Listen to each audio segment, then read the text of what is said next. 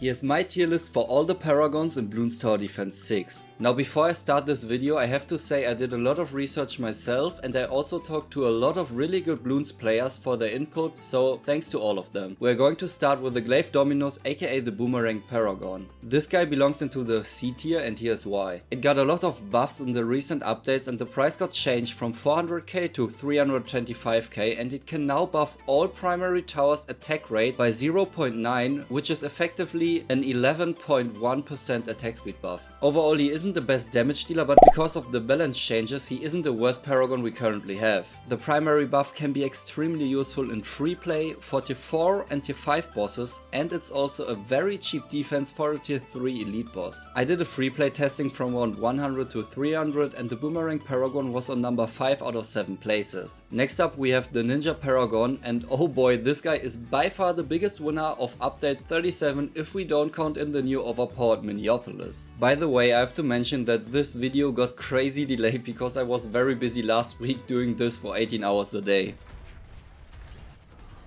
Finally, nice. Anyways, back to Bloons.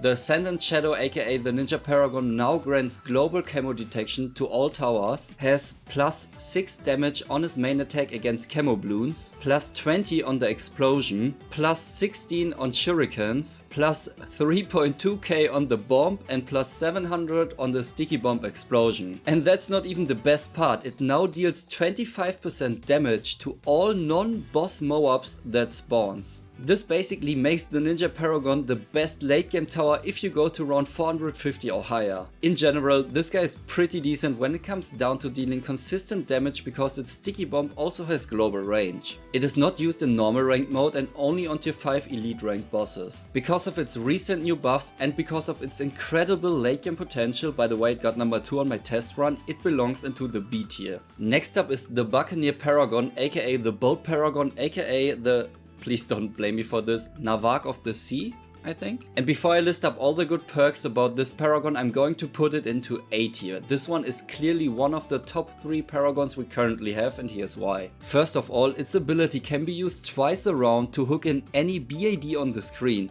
This is extremely useful for late game runs, as this is increasing in value in free play ramping. His main attack also pulls in every MOAB bloon up to a ZOMG, which is also increasing in value the longer you play. The Buccaneer Paragon also counts as a Trade Empire boat, and it's stackable if you get a new Trade Empire. This means you can buff your merchantman up to 40 times, which is completely crazy for farming. But this is not even the only buff the Boat Paragon is providing. Since update 35, the Boat Paragon is now able to buff the Ace Paragon's attack speed. It also got the first playthrough with these in my round 100 to 300 free play testing, and it's also one of the best ranked towers you can get. You can basically not get any penalty if you have this Paragon down, and it deals an insane amount of damage if it's in range of the boss. The obvious downside here is that the Boat Paragon needs to be of course put down into water, so it's very map depending, and because of that it does not belong into S tier. Next up is the Engineer Paragon. I was thinking about it for a very long time if I should put the Engineer Paragon right above or right below the Boat Paragon. In the end I decided to put it a little bit higher in A tier as the Boat Paragon, and here's why. The Engineer Paragon was number 3 in my free play testing and is overall a really good damage dealing tower.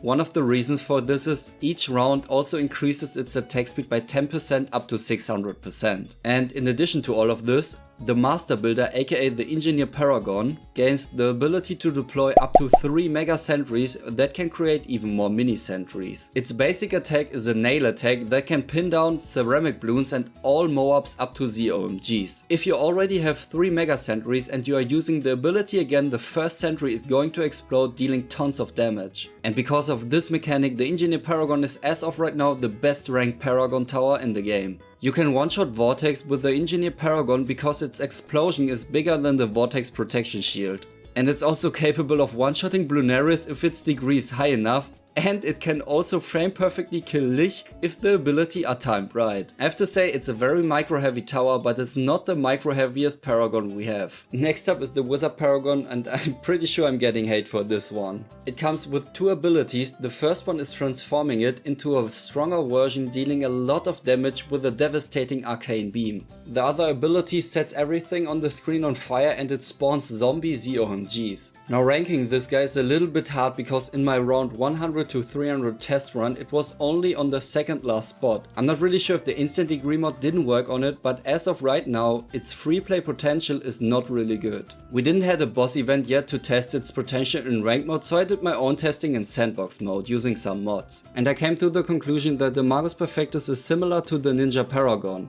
It is not good against normal bosses because it doesn't have any one-shot potential. But if we take this guy and use it against elite bosses, this changes. Its overall damage is decent compared to some of the other Paragons, but it's still not overwhelming. Don't get me wrong, if you use the ability right, it can have a lot of impact, but as of right now, and because of its incredible high price, and because of the heavy micromanagement the Paragon requires, I have to put this guy into lower B tier. Alright, now it's time for the king in the air, the Ace Paragon. This guy is no joke. It is, with 900k on medium mode, the most expensive Paragon by far. It comes with an auto attack shooting 16 non-homing missiles alongside with 4 homing missiles. The Goliath Doomship is also the Paragon with the highest burst potential because of its bomb ability, which deals a tremendous amount of damage. The ability is not only strong, it can also ignore Vortex Shield, which makes the Ace Paragon with the Inji Paragon the only 2 Paragons in the game able to one-shot high tiers of Vortex.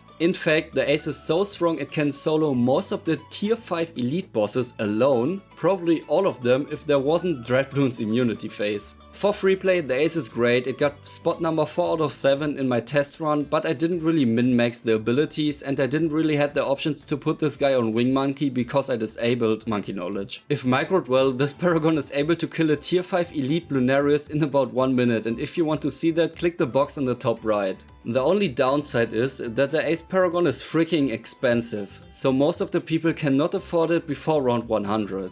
After talking to a lot of people, and as of right now, this tower is the best Paragon in the game, but it's very close to the Engineer and the Bolt Paragon. And because it's a tier list video, I have to put this guy into S tier, but as I said, it's very close to the Engineer and Bolt Paragon. Now to the last and final Paragon tower, which was unironically the first Paragon tower in the game. The Apex Plasma Master, aka the Dart Paragon. Well, let's start with the good points. It's cheap, in fact it's overall the cheapest Paragon if you count in all the tier 5 costs. You can also get a very easy 2 degree 30 if you build 2 crossbow masters thanks to the Monkey Knowledge Master Double Cross. And it has also a bouncing attack which makes the Dart Paragon extremely good on certain maps such as Hedge, Encrypted, Moon Landing, High Finance, Cornfield and Sunken Columns.